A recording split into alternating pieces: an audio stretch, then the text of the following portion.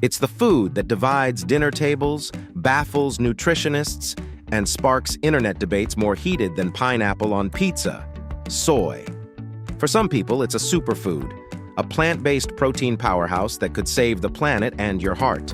For others, it's a hormonal nightmare that'll mess with your body chemistry, lower your testosterone, and maybe even give men man boobs. But here's the thing.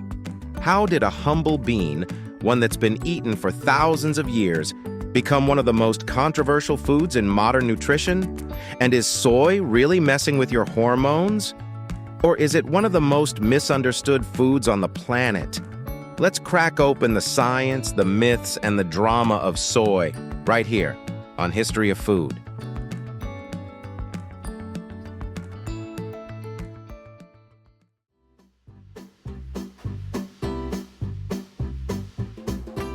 Soybeans have been a part of human diets for over 3,000 years.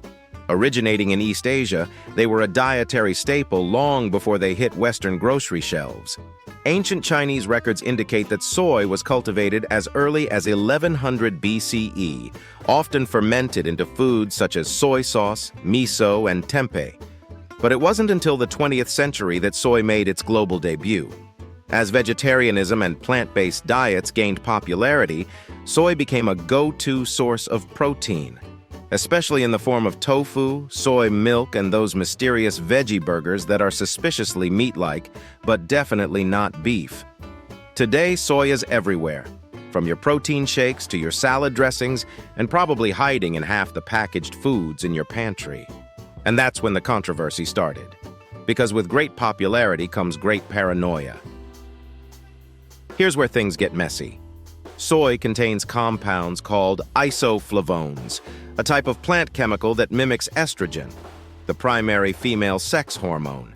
And when people hear mimics estrogen, their brains jump straight to, this is going to mess with my hormones.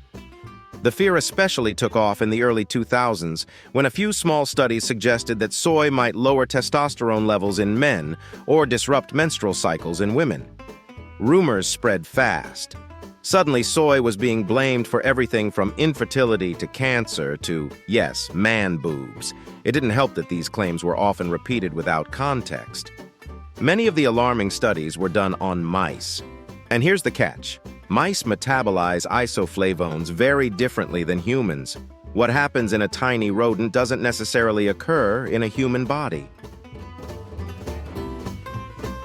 Let's clear things up with what the science actually says. Decades of research involving thousands of participants show that moderate soy consumption is perfectly safe for most people. For men, soy does not significantly affect testosterone levels. In fact, a 2021 meta-analysis of over 40 studies concluded that soy foods and isoflavones have no meaningful impact on male hormones.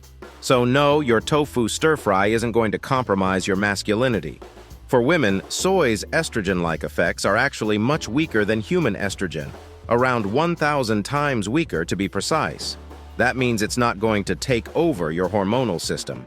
In fact, some research suggests soy might even help balance hormones during menopause and reduce hot flashes. And as for the cancer fear, studies show that soy does not increase breast cancer risk. In fact, women who eat soy regularly, especially from a young age, may have a lower risk of developing breast cancer. It's also worth mentioning how soy became a sort of scapegoat in diet culture. In the early 2000s, when low-carb and paleo trends started dominating health conversations, anything that wasn't meat or leafy greens was suddenly labeled suspicious, and soy, with its complicated reputation, was an easy target. Ironically, many of the same people who swore off soy over hormone fears were happily eating processed protein bars and drinking from plastic bottles containing actual hormone-disrupting chemicals. Go figure.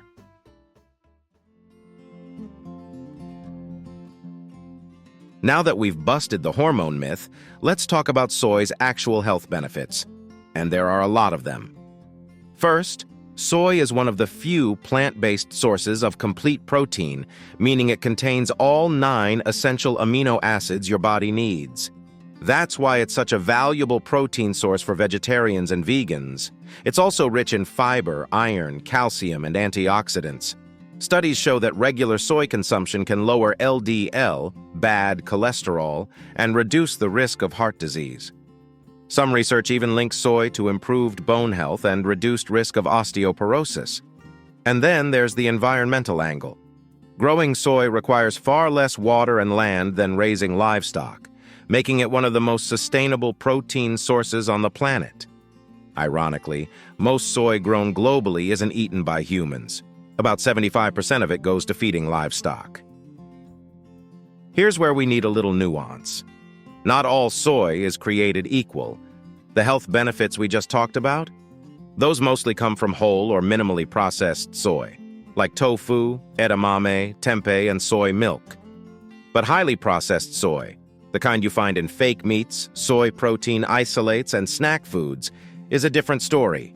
These products can be stripped of fiber and nutrients, loaded with additives, and far less beneficial overall. They're not bad in moderation, but they're not the soy superfoods that ancient civilizations were eating. So if you're looking to reap soy's health benefits without the controversy, stick to the simpler stuff. Part of soy's bad reputation in the West comes from cultural differences in how it's consumed. In many Asian countries, soy is eaten daily, but usually in small amounts and often fermented. In the West, we tend to eat soy in more concentrated processed forms, sometimes in huge quantities. This more is better mindset may have fueled some of the early health concerns. But the reality is, soy was never meant to be eaten by the bucketful. Like most foods, it's best enjoyed as part of a balanced diet. Here's the plot twist. While soy's reputation as a hormone disruptor is mostly undeserved, there are real hormone-disrupting chemicals out there. And they're not in your tofu. They're in plastics, pesticides, and certain industrial chemicals called endocrine disruptors. These substances can mimic hormones far more powerfully than soy ever could, and they're much more common in our daily environment. So maybe, just maybe, we should worry less about our miso soup and more about the microplastics in our water bottles. So, is soy a hormone disruptor or a health hero? The answer is, it's complicated, but the science leans heavily toward health hero. Most of the fears around soy are based on myths, misinterpretations, or mouse studies. For the vast majority of people, soy is a safe, nutritious, and sustainable food that can play a valuable role in a balanced diet. The real takeaway here? Don't fear the bean. Whether you're sipping soy milk, snacking on edamame, or enjoying a tofu stir-fry, you're not messing with your hormones, you're nourishing your body. And as for the man-boob myth, well, let's just say if tofu could do that, the cosmetic surgery industry would be out of business. If you enjoyed this video, please check out our other bingeable channels. Thank you for watching. If you have suggestions for our next video, feel free to share them in the comments below. We'll be sure to give you an acknowledgement for your contribution.